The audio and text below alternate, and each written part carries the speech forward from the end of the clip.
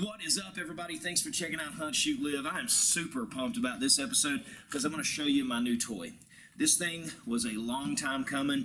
I've got a 338 Remington Ultra Mag here that started off as just my old hunting rifle from probably bought it 20 years ago. A factory Remington XCR, Remington 700 338 Ultra Mag. And killed a lot of deer. Killed one of my biggest bears with that years ago. And the problem with it, though, was with that factory barrel, it just always overheated and just could not get great accuracy. You shoot once, okay, shoot twice, now the barrel, so you could cook an egg on it. So it had taken a backseat to some of my other guns in my safe. And over the years, I've got more into long-range shooting. Obviously, you guys can check out my long-range playlist and see a couple of my designated long-range hunting rigs. The problem that I had with them was that they're freaking 20, 25 pounds. So I wanted something a little bit more hunting-friendly, but that could still carry a little weight and was a long-range tack driver. My Remington 700, again, you can see some hunting videos on that. I've killed several bear, killed my bull elk with it, killed a lot of animals with that, but I was only really comfortable with that gun, probably out to 500 yards for sure. Getting further than that, it's a little sketchy just because, I don't know, man, I don't shoot light guns as well. I need a little bit of weight on it. And so finally, after years, dug that Remington 700 338 Ultra Mag out of the back of the safe and sent it off and had it rebarreled. Big shout out to Richard at Aces and Eights Firearms and Gunsmithing. One of my buddies had done had some work done by Richard, came highly recommended, and he did a fantastic job for me as well. He was so easy to communicate with, so quick to get back with me. Did a great job, quick turnaround time. Everything he said he was going to do, he did it. Every time frame he said he was going to stick to, he did it. So I'm going to put his information in the video description if you guys want to check out Richard at Aces and Eights. Great guy, highly recommended. But I sent that factory Remington 700 338 Ultra Mag to him and had him rebarrel it for me. So this is the factory action on this from my original 338 Ultra Mag. Of course, he blueprinted it and everything when he put the barrel on, but I've got a 26-inch K&P barrel on here. This is the number 7 heavy bull sporter for K&P, but it's the same dimensions basically as what would be a Remington Sendero. That was really what I wanted, was a Sendero type contour. So that's what this one is kind of fits the metrics of matching up to that. So through K&P though, it's their number 7. I put a Fat Bastard muzzle brake on the end of this bad boy. I've got a Bell & Carlson pillar bedded stock on here. I could upgrade that in the future. We're going to see. Definitely this is coming in. We've got a Leupold VX5 HD scope on here, super light scope. And then of course I'll put this cheek riser and bag. I'll put the link to that in the video description, so if you guys want to check that out. Pretty handy little deal. But could cut down some weight on this with the stock upgrade. This is about a 4-pound stock, I think. The barrel itself is 4.5 pounds, so I think I'll be just fine. You guys can tell I'm not exactly shrinking or not a little tiny fella, but I should be all right with this. But if I ever needed to, I could easily shave off 2 or 3 pounds just by getting a better stock on it. So that's to be seen. We'll determine that later. Oh, trigger. I've got a Timney trigger in this, and it's been so many years since I put a trigger in. I don't remember which Timney it is, but it's a great trigger, good solid wall, and probably set around 3.5 pounds, honestly. And these are Harris bipods with some spikes that I've got put on the end of them. So pretty nice little rig. Now let me tell you guys about my load development. This is a 1 9-inch twist barrel.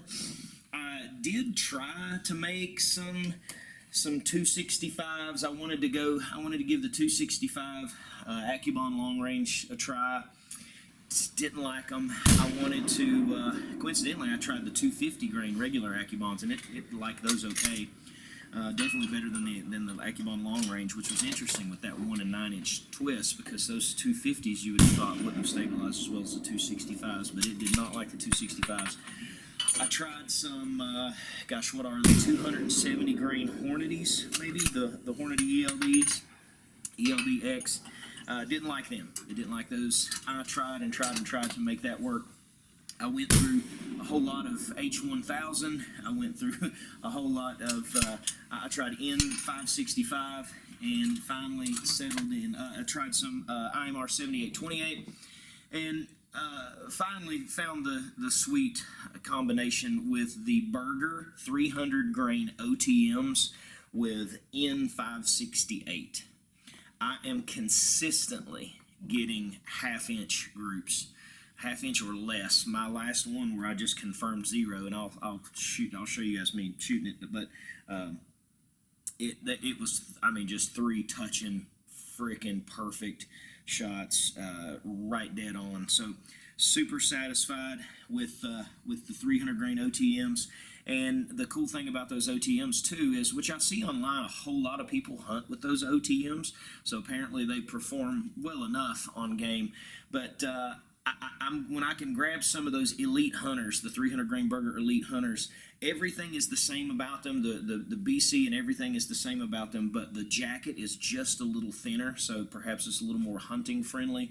I'll probably pick some of those up, and everything that I've read online indicates that they should shoot identical to these. So I'll do my long range target practice with these OTMs, and then I'll save the elite hunters for when I'm actually hunting with this bad boy. But we finished up around those beautiful half-inch or less groups. Finished up, like I said, with the Berger 300 grain OTMs, 88 grains of the N568, and it likes it very close to the lands.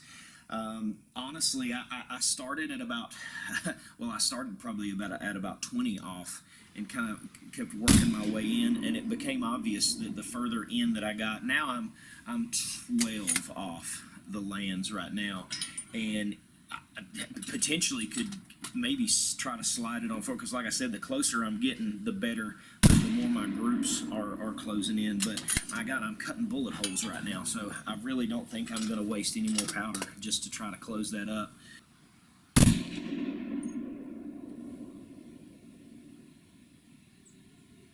Absolutely beautiful. So glad to have that worked out. That is zeroed in now. It loves them close to the lands. That is 3 shots just absolutely cutting bullet holes. Excellent. So that's what I'm running. That's what I'm rolling with this thing, 88 grains. I will say I'm gonna have to really try to remember to keep my hearing protection with me in my, which I keep a zip, my binocular bag with me while I'm hunting. Probably gonna have to make sure to try to keep some hearing protection in there, because as you could imagine, even though this kicks minimally with this weight and with that break on the end, the kick isn't the problem at all. It's gonna be, man, if I shoot this without my hearing protection on, it's gonna be like a horse has kicked me in the head. So that's going to be maybe the only problem with having a muzzle brake on this bad boy, being a hunting rifle. But I'm just going to have to try to do a good job of keeping my hearing protection close to me. So that's it. This is my new baby. I am definitely going to do another video once I get this out to the range and stretch it out to 1,000, 1,300, whatever. I know I'll at least get to 1,000 over there. But ring some steel with it and see how it actually does once we stretch it out. But I'm super optimistic with this thing. I will say, totally blown away that I couldn't get that H1000 to work. That was really interesting that it wouldn't. I know a lot of people online were having great success with H1000 in the 338 rums, but I just couldn't make it happen. But finally settled in with that Vihtavuori N568. So watch for another video coming here. We'll see what weather and stuff does, but sometime in the next few months, I'm going to get this thing out, stretch it out, and then hopefully this deer season I'll have some videos with this bad boy, probably smoking some does long range with this thing. But anyway, appreciate you guys. Thanks for checking out Hunt, Shoot, Live. Be sure to subscribe to the channel if you haven't already. Check out our playlists, all of the long-range shooting, product reviews, gun reviews, hunts, all kinds of stuff on the channel. Appreciate you. God bless you. We'll catch you next time.